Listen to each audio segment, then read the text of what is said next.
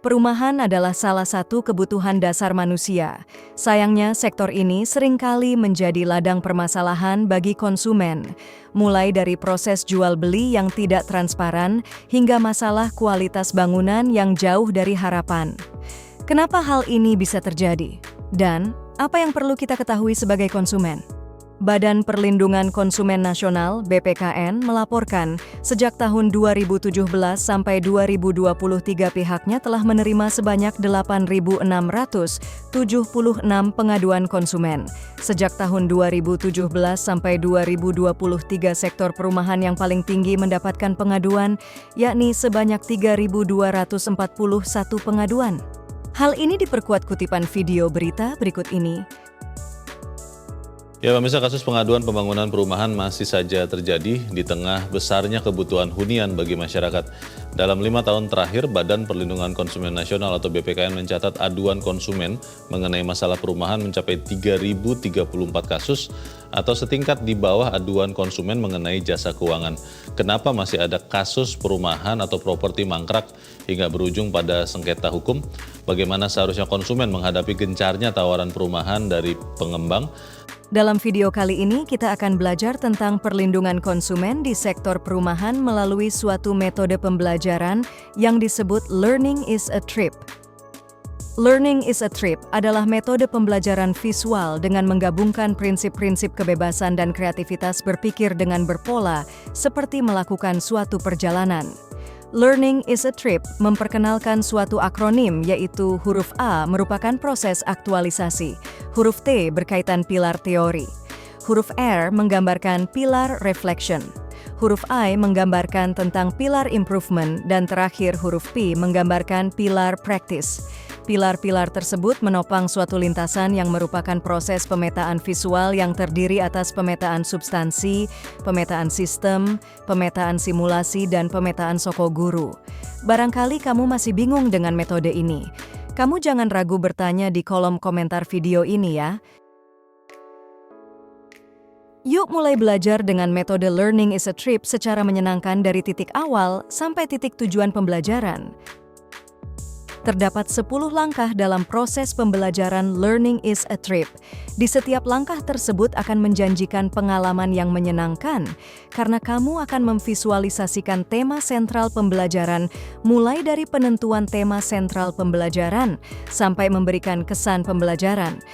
Yuk ikuti ke-10 langkah metode pembelajaran Learning is a Trip dalam memahami seperti apa perlindungan konsumen di sektor perumahan.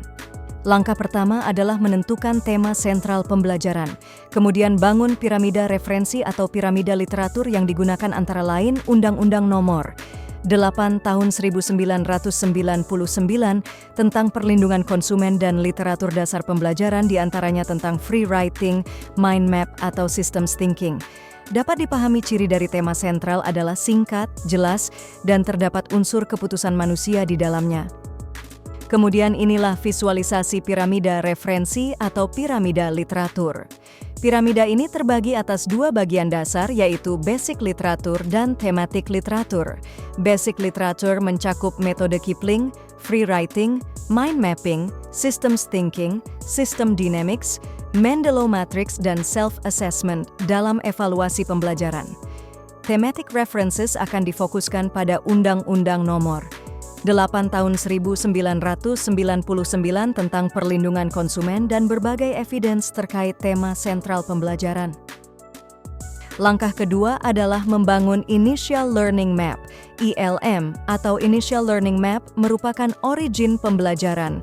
Initial Learning Map telah dimodifikasi dari metode 5W plus 1H dari Rudyard Kipling menjadi rumus AMBS. AMBS terdiri atas 4 pertanyaan kunci, yaitu apa, mengapa, bagaimana, dan siapa terhadap tema sentral pembelajaran. Kamu dapat memperhatikan visualisasi Initial Learning Map perlindungan konsumen di sektor perumahan. 4 pertanyaan kunci yang telah dirumuskan adalah: apa yang dimaksud dengan perlindungan konsumen di sektor perumahan? Mengapa diperlukan perlindungan konsumen di sektor perumahan?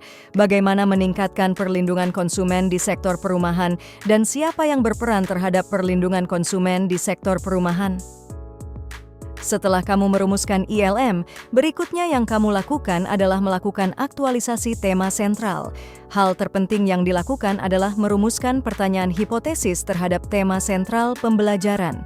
Sebagai contoh perlindungan konsumen di sektor perumahan lemah, kemudian kamu dapat melakukan free writing terlebih dahulu dengan rule-nya 10 menit tanpa edit sensor. Berikutnya kamu harus melakukan deep reading atau membaca secara ngemil atau sedikit tetapi bermakna. Bagian terakhir dari aktualisasi adalah melakukan free writing dengan mengikat makna. Inilah penjelasan penting dalam aktualisasi terhadap tema sentral pembelajaran. Selanjutnya, kamu dapat menggunakan template aktualisasi terhadap 4 pertanyaan kunci. Pertama, kamu dapat menulis bebaskan tentang apa yang dimaksud dengan perlindungan konsumen di sektor perumahan selama 10 menit tanpa sensor atau edit. Dengan cara yang sama, kamu dapat menulis bebaskan tentang mengapa diperlukan perlindungan konsumen di sektor perumahan. Ketiga adalah kamu dapat menulis bebaskan bagaimana meningkatkan perlindungan konsumen di sektor perumahan. Dan terakhir, kamu dapat menulis bebaskan tentang siapa yang berperan dalam meningkatkan perlindungan konsumen di sektor perumahan. Inilah salah satu contoh hasil menulis bebaskan atau free writing dengan mengikat makna terkait apa yang dimaksud dengan perlindungan konsumen di sektor perumahan dengan menggunakan template di dalam Microsoft Word. Langkah keempat adalah melakukan pemetaan substansi. Yang dilakukan dalam pemetaan ini antara lain mengidentifikasi jumlah dan kategori dan subkategori terkait perlindungan konsumen di sektor perumahan. Selanjutnya isikan ke dalam template pilar teoretikal. Setelah selesai, visualisasikan tema sentral ke dalam mind mapping dengan menggunakan software seperti FreeMind, iMindMap, dan sebagainya. Bagian akhir dari pemetaan ini adalah menghasilkan sistematis peta perlindungan konsumen di sektor perumahan. Pada prinsipnya, systematic map adalah memvisualisasikan model mental pengambil keputusan terkait perlindungan konsumen di sektor perumahan. Terdapat 8 kategori utama yang dipetakan dalam mind mapping. Dari 8 kategori tersebut tervisualisasikan model mental pengambil keputusan terkait perlindungan konsumen adalah menyelesaikan sengketa konsumen dalam pengadilan atau di luar pengadilan dengan prinsip sukarela antara konsumen dan pelaku usaha. Terdapat kelembagaan-kelembagaan yang dibentuk dalam memberikan perlindungan konsumen, di antaranya Badan Perlindungan Konsumen Nasional, Badan Penyelesaian Sengketa Konsumen di tingkat kabupaten dan kota, dan Lembaga Perlindungan Konsumen Swadaya Masyarakat. Manfaat penting dengan menggunakan systematic map adalah meningkatkan daya ingat secara radial. Langkah kelima, kamu dapat melakukan pemetaan sistem. Yang perlu dilakukan adalah mengidentifikasi umpan balik informasi atau information feedback dan mental models terkait perlindungan konsumen di sektor perumahan. Berikutnya, kamu dapat mengisikan ke dalam template pilar reflection. Setelah selesai dengan pilar reflection, maka kamu dapat memvisualisasikan tema sentral ke dalam double loop learning dengan menggunakan software Vensim, Stella, PowerSim, dan sebagainya. Dalam pemetaan ini, kamu dapat menghasilkan structure map sebagai visualisasi atas pertanyaan mengapa dalam initial learning map. Structure map yang dihasilkan mampu memberikan imajinasi penting bahwa yang menjadi real world dari perlindungan konsumen di sektor perumahan adalah pertemuan antara pelaku usaha atau pengembang dengan konsumen. Dari real world tersebut memberikan umpan balik informasi negatif, yaitu terjadi pengaduan konsumen yang diakibatkan dari berbagai bentuk-bentuk perbuatan yang dilarang oleh pelaku usaha. Dari feedback tersebut menjadi dasar dalam pemodelan simulasi ke depan. Sisi lain, feedback juga mempengaruhi model mental dalam pengambil keputusan. Dari berbagai pengaduan yang ada justru menurut Undang-Undang Nomor 8 Tahun 1999, tergambarkan mental modelnya terdapat prinsip-prinsip sukarela dalam menyelesaikan sengketa. Secara keseluruhan, structure map memberikan visualisasi secara iterasi dalam perbaikan pengambilan keputusan di kemudian hari berdasarkan umpan balik dan perbaikan model mental. Langkah keenam adalah melakukan pemetaan simulasi. Di dalam langkah ini, kamu dapat mengidentifikasi perilaku sistem atau behavior over time dan melakukan pemodelan dinamika sistem terkait perlindungan konsumen di sektor perumahan. Barangkali untuk memahami seperti apa perilaku sistem beserta pemodelan simulasinya, kamu dapat membaca buku Business Dynamics oleh John D. Sterman. Selanjutnya, kamu dapat mengisikan identifikasi tersebut ke dalam template Pilar Improvement. Berikutnya, kamu dapat memvisualisasikan tema sentral tersebut ke dalam stock flow diagram dengan menggunakan software Vensim, Stella, PowerSim atau software lainnya. Lalu kamu dapat hasilkan scenario map terhadap peningkatan perlindungan konsumen di sektor perumahan di masa yang akan datang. Yang terpenting dalam membuat skenario map adalah membuat hipotesis dinamik. Hipotesis dinamik merupakan hipotesa kepada perilaku sistem di masa lampau dan perilaku sistem apa yang diharapkan. Dengan menggunakan 6 perilaku dasar dalam pemodelan dinamika sistem, maka kita dapat berinovasi terhadap perlindungan konsumen di sektor perumahan. Dari hasil isian Pilar Improvement, diperoleh skenario perilaku perlindungan konsumen di sektor perumahan dibagi atas skenario jangka menengah dan skenario jangka panjang. Di dalam skenario jangka menengah, divisualisasikan hipotesa dinamiknya adalah inovasi dari keadaan osilasi menuju goal seeking. Di sini yang perlu diperhatikan, yang menjadi stok adalah jumlah aduan konsumen. Kemudian tercipta apa yang disebut backlog pengaduan. Nah, di sini penetapan target atau tujuan akan mempengaruhi terhadap backlog tersebut. Perlu dipahami dalam skenario map bahwa satu-satunya yang mempengaruhi stok atau jumlah aduan adalah implementasi rencana aksinya. Visualisasi skenario jangka panjang perlindungan konsumen di sektor perumahan menggunakan perilaku osilasi. Mengapa kembali perilakunya osilasi? Pertimbangan dari seorang pemeta pembelajaran adalah pada jangka menengah terjadi stabilitas setelah target pengaduan konsumen ditangani secara signifikan. Kemudian pada jangka panjang kembali terjadi time delay. Time delay di sini merupakan bagian dari time delay birokrasi, di antaranya delay saat pelaporan, delay saat administratif, dan delay penanganan atau aksi. Kamu sudah berinovasi terhadap perubahan perilaku sistem. Selanjutnya, pada langkah ke-7, kamu dapat melakukan pemetaan Soko Guru. Dalam pemetaan ini, kamu dapat mengidentifikasi seberapa besar tingkat pengaruh atau influence dan minat atau interest para stakeholders terkait perlindungan konsumen di sektor perumahan. Selanjutnya, kamu dapat mengisikan ke dalam template Pilar Practice. Pada akhirnya, kamu dapat memvisualisasikan tema sentral ke dalam Power Interest Grid Matrix melalui template Stakeholders Mapping. Akhirnya, kamu dapat hasilkan Stakeholders Map. Inilah Stakeholders Map perlindungan konsumen di sektor perumahan. Dalam peta ini tergambarkan 4 kategori stakeholders. Pertama, kategori High Interest, High Influence. Kemudian ada stakeholders Low Interest, High Influence. Lalu kamu dapat mengenali stakeholders High Interest, Low Influence. Terakhir adalah Low Interest, Low Influence. Dalam pemetaan ini, telah teridentifikasi 20 stakeholders yang berkaitan dengan perlindungan konsumen di sektor perumahan, dari pemerintah pusat, pemerintah daerah, asosiasi pengembang, badan usaha, LSM, dan sebagainya. Yang menjadi inklusivitas dari pemetaan Soko Guru adalah bagaimana memberikan strategi terhadap 4 tipologi stakeholders. Untuk stakeholders high interest, high influence, maka skenario perilaku stakeholders adalah melakukan manage closely.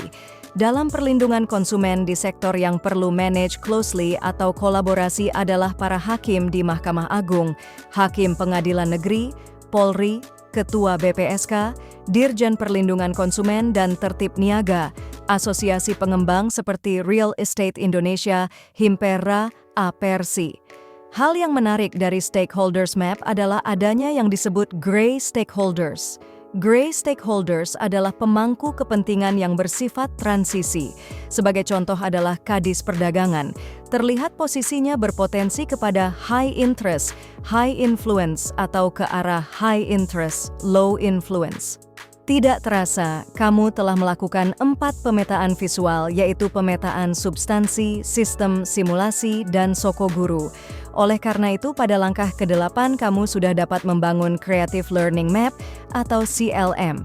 CLM merupakan destinasi pembelajaran. Langkah dalam membangun CLM adalah menggabungkan Systematic Map, Structure Map, Scenario Map, Stakeholders Map ke dalam template CLM berupa kuadran trip. Kuadran TRIP adalah kuadran theoretical, reflection, improvement, dan practice. Visualisasi Creative Learning Map terlihat sebagai jendela pembelajaran visual.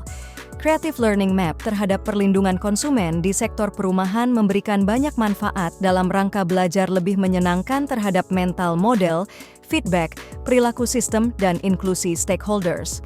Tujuan utama Creative Learning Map menghadirkan rekomendasi belajar yang komprehensif. Creative Learning Map inilah yang menjadi output bagi seorang yang akan menjadi pemeta pembelajaran atau learning mapper. Inilah seluruh rangkaian proses model pembelajaran Learning is a Trip. Selanjutnya proses ini akan kembali untuk dilakukan evaluasi capaian pembelajaran. Berikut ini adalah langkah ke-9 yaitu melakukan pemetaan sintesis. Yang dilakukan pada pemetaan ini adalah mengidentifikasi capaian adaptasi kognitif, afektif, dan psikomotorik. Berikutnya adalah mengisikan kendala template skala adaptasi pembelajaran. Selanjutnya, lakukan visualisasikan adaptasi tema sentral ke dalam segitiga sintesis pembelajaran berupa diagram radar. Kemudian, lakukan konversi adaptasi tema sentral ke dalam status dan jati diri learning mapper atau dikenal dengan LEAD. Inilah gambaran visualisasi segitiga sintesis pembelajaran terkait perlindungan konsumen di sektor perumahan untuk aspek kognitif, afektif, dan psikomotorik. Pemeta pembelajaran yang melakukan belajar ini mendapat nilai rasio learning mapper sebesar 79,3%. Rasio ini apabila dikonversi adalah seorang track mapper. Potensi jati dirinya memiliki potensi lecturer, evaluator, dan analis. Kamu dapat mencoba melakukan tahapan-tahapan dalam pembelajaran Learning is a Trip sehingga secara sintesis menghasilkan kompetensi sebagai learning mapper. Akhirnya kamu berada pada langkah terakhir yaitu langkah ke-10. Langkah ke-10 merupakan langkah pernyataan atau statement terhadap kesan pembelajaran. Yang perlu dilakukan adalah mengukur seberapa menyenangkan menggunakan Learning is a Trip. Kemudian jawablah 25 pertanyaan dengan menjawab ya atau tidak dengan menggunakan template kesan visual. Selanjutnya visualisasikan kesan pembelajaran dalam bentuk emoticon. Inilah visualisasi kesan pembelajaran mulai dari tahap aktualisasi dengan menggunakan free writing, kemudian melakukan pemetaan substansi, sistem, simulasi, dan soko guru. Contoh angka kesan pembelajaran sebesar 0,82. Artinya proses pembelajarannya adalah sangat menyenangkan yang divisualisasikan ke dalam emoticon. Konklusi, model pembelajaran Learning is a Trip merupakan model pembelajaran yang membantu dalam merumuskan pemodelan kebijakan perlindungan konsumen di sektor perumahan berbasis visual atau kelak disebut Policy Window Model. Adapun manfaat yang diperoleh selama proses pembelajaran adalah terjadinya peningkatan daya ingat, daya imajinasi, daya inovasi, dan daya inklusi. Pada bagian akhir dapat dilihat proses transformasi dari Initial Learning Map menjadi Creative Learning Map.